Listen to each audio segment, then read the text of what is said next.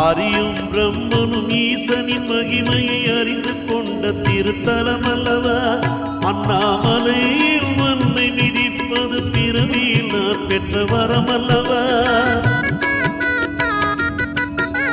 தேவர் முனிவர் வளவந்து வணங்கிடும் தெய்வீகமான மலை அல்லவா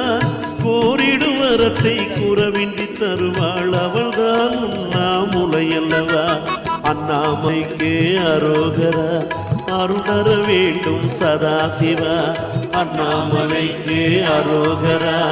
அருள் தர வேண்டும் சதாசிவா